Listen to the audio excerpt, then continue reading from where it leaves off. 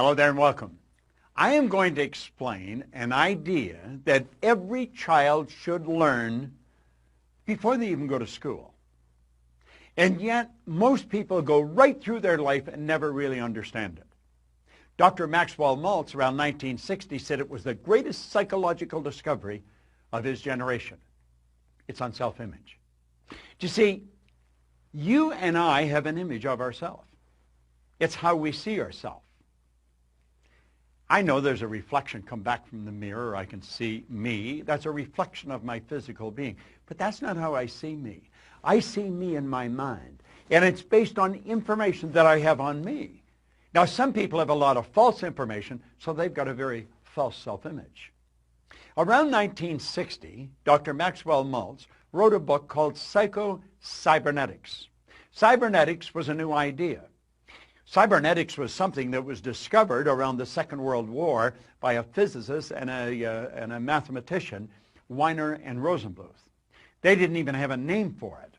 And it was used for heat-seeking missiles. And they pointed out that cybernetics is the science of control and communication in the animal and in some machines. And what it does, it measures deviation from a set goal, sends information into a coordinating mechanism that'll correct the output and keep whatever it is moving towards the goal. Well, do you know you have a cybernetic mechanism locked up in you? Now, what I've just said may not make any sense to you at all, but before you finish watching this video, it's going to make a lot of sense.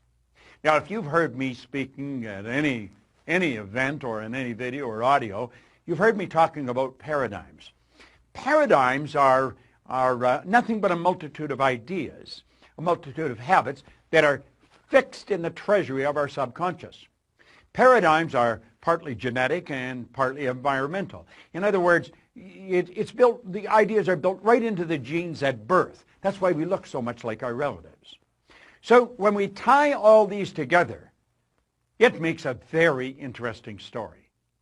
And I'm going to ask you to sit back, take notes if you want, but really pay attention.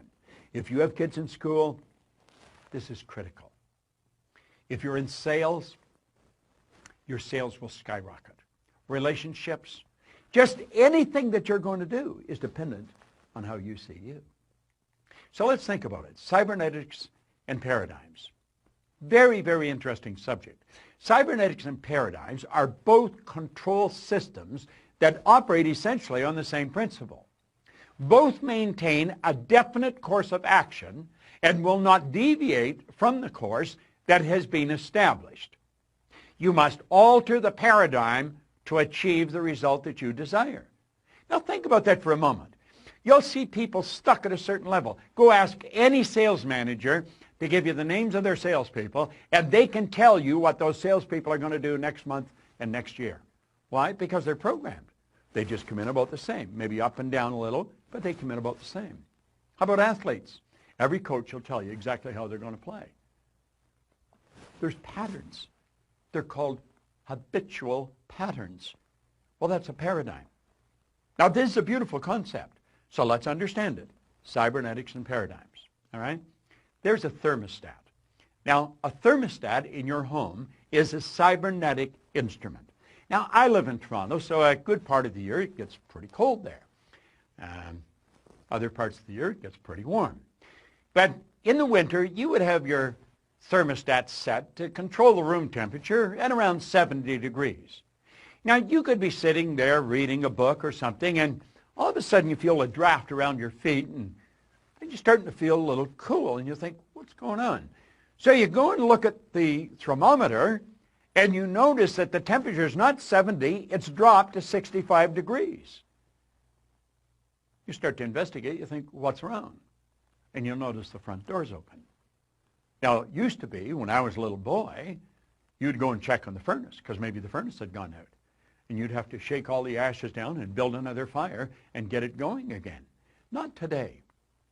Today, we've got cybernetic mechanisms hooked up to our heating system. You see, the thermostat measures the deviation from the set goal. What was the set goal? The set goal is 70. But the temperature is at 65. Things have changed. The thermostat sends a message to the furnace, and automatically the fire's turned on. The fan's turned on, and the temperature starts to rise. And it gets up to 66, 67, 68, 69, and it'll take it right back until it's back on course at 70 degrees. And then the fire and the fan are turned off. Now think of that. And it all happens automatically. That's a cybernetic mechanism. Interesting, isn't it? Do you know you've got a cybernetic mechanism in you? Let's look at it another way. Let's look up at the sky. Here's a big plane. Now, the automatic pilot on a commercial plane is a cybernetic instrument. That's exactly what it is. And you see, a flight pattern is programmed into the plane's computer system. When the plane goes off course, the cybernetic system measures the deviation from the set goal, and it corrects the flight pattern. The plane is brought back on course. It's correct. Do you know a rocket going to the moon is off course 97% of the time? Let's take a look at it from a different perspective. There's a plane leaving Chicago, and it's flying to Paris. Now, when the plane leaves the vicinity, it's just getting off the ground. You see the wheels are still down. It's just getting up there. The automatic pilot is flipped on. The pilot could come back and have dinner with you. Now, they don't leave the cockpit, but they're not necessarily doing anything. It's all done automatically. And you see, when that plane's flying along, it gets hit by some turbulence, gets knocked off course. Do you know what happens? The cybernetic mechanism cuts in. It's activated, and it puts the plane back on course again. It all happens automatically. Pilot doesn't even have to do anything. But ultimately, although it goes off course and gets knocked back on course, it ends up in Paris. Now think about that for a moment. Here's you, and you have locked into your subconscious mind a self-image. And that self-image operates like a cybernetic mechanism. Okay? Your self-image is a cybernetic instrument. Now, let's suppose your self-image is that you are overweight. No, you don't talk about it. You don't want anybody else to talk about it. But inside you feel you're overweight. And you just get to a point where you can't handle it anymore, so you make a decision, I'm going to go on a diet, and you instantly move into action. Now what happens? Well, you start to lose weight. Why? You're starving yourself. You don't eat anything white, and on we go. No more chocolate. Why?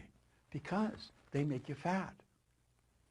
That's not what makes you fat. It's the image that makes you fat. If you had a skinny image, you could eat all the chocolate in the world. You just pass off what's not needed for the manifestation of the image through your eliminative system. Eliminative system is one of the systems in your body.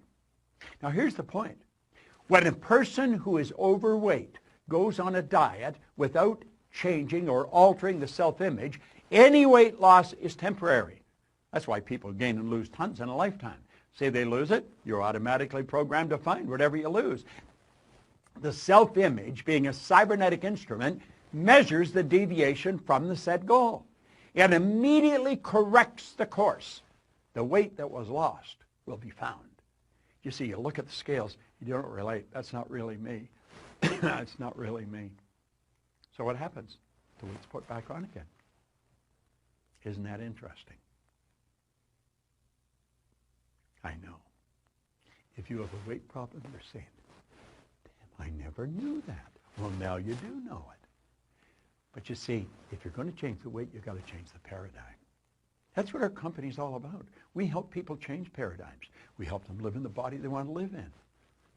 I'm so happy and grateful now that I'm at my perfect weight. I'm looking good. I'm feeling great. You can do that. You can live the way you want to live. You're God's highest form of creation. Where's another area that we could use? Well, you can use it in any area. Let's take a child in school. Now, this is all in Psycho-Cybernetics, Dr. Maxwell Maltz's book. And here's something else. What's the point of making heroic vows of amendment if the same old lawbreakers are going to keep them? I am going to take the weight off. But you don't change the lawbreaker, the paradigm. Emerson was right. Of what use to make heroic vows of amendment if the same old lawbreaker is going to keep them? Let's look at a student in school, all right? Now, there's the subconscious mind, okay? And the student, the image, child has an image. You see, the child's self-image is a cybernetic instrument. That's exactly what it is. And the child has an image of poor grades. This is biographical, by the way, because that's the image I used to have. And I got them. Sure did get them. And you see, when a person is receiving poor grades in school, it's an expression of a self-image. It's the self-image they hold that they're expressing. The person believes they are not very bright. They, of course, receive a report card that reflects the poor image that they've got. And they take the report card home, and there's trouble in River City. I mean, I lived with this all the time I was in school.